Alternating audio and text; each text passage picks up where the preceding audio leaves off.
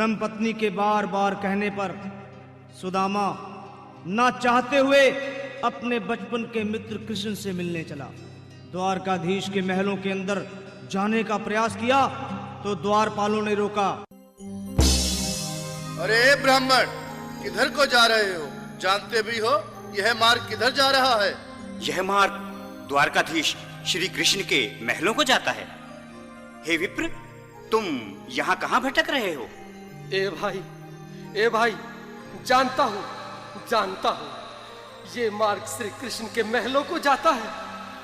मैं उनसे ही मिलने आया हूँ भाई। यह भी खूब रही। भाई द्वारपाल, मुझ पर दया करो भाई। बस तुम जाकर कन्हैया को ये बता दो कि उनका बाल सखा सुदामा मिलने आया है। मेरे इस फटे हाल पर मत जाओ भाई। तुम बस जाकर मेरा संदेश उस कृष्ण को दे दो भाई। क्या हंसी ठट्टा करने को हम ही मिले हैं? तुम ठहरे दीन निर्धन फटेहाल ब्राह्मण, तुम्हारे अंग अंग से गरीबी बदहाली झलक रही है। और कहा महाराज श्री कृष्ण। क्षमा करना पंडित जी, हमें अपने प्राणों से हाथ नहीं धोने जो तुम्हारा यह संदेश द्वारकाधीश तक पहुंचाए।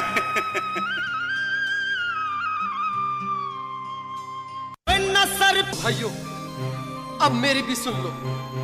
जब तक मेरा संदेश उस द्वारकाधीश तक नहीं पहुंचाते, तब तक मैं यहीं बैठा हूं, चाहे मेरे भूख प्यास से प्राण ही क्यों न चले जाएं।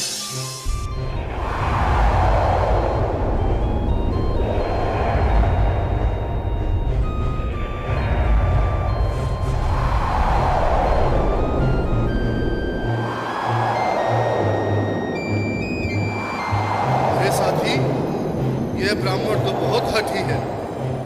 हाँ भैया, सुबह से शाम होने को है, पर ये यहाँ से जाने का नाम ही नहीं ले रहा।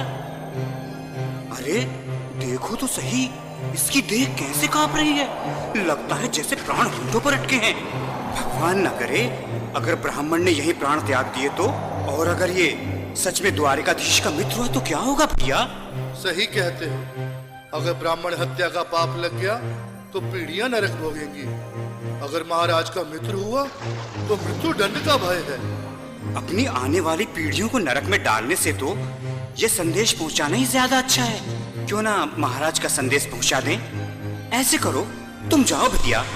तुम जाओ भैया, तुम उम्र में बड़े ठहरे, मेरी बात को समझो, तुम ही जाओ। देखो भाई, मैं ठहरा बाल बच्चेदार परिवार वाला, मेरे बूढ़े माँ बाप हैं। तुम ठहरे कुंवारे अकेले। अच्छा, मैं ही जाता हूँ। फिर लीलाधारी के चेहरे पर मुस्कान है। लगता है जरूर कोई नई लीला रचने वाले हैं।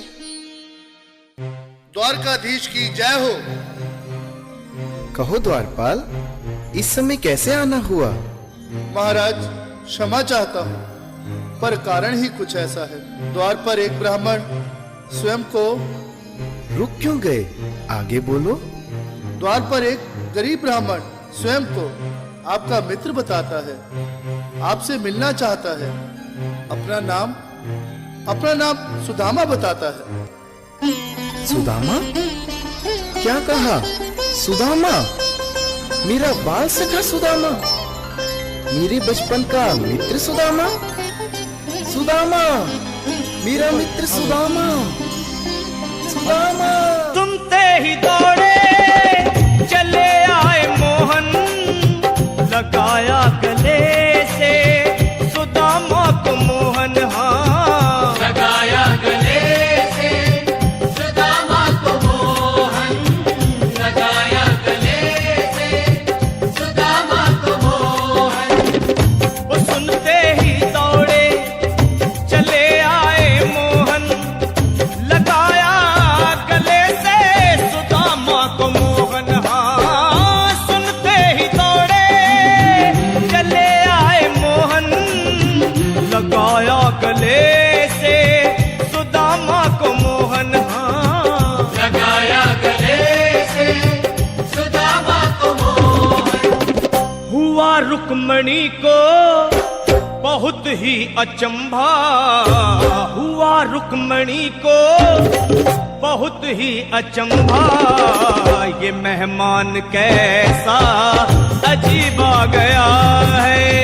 ये मेहमान कैसा अजीब आ गया है। हाँ, हुआ रुक्मणी को बहुत ही अचंभा, ये मेहमान कैसा अजीब आ गया है। ये मेहमान कैसा अजीब आ गया है।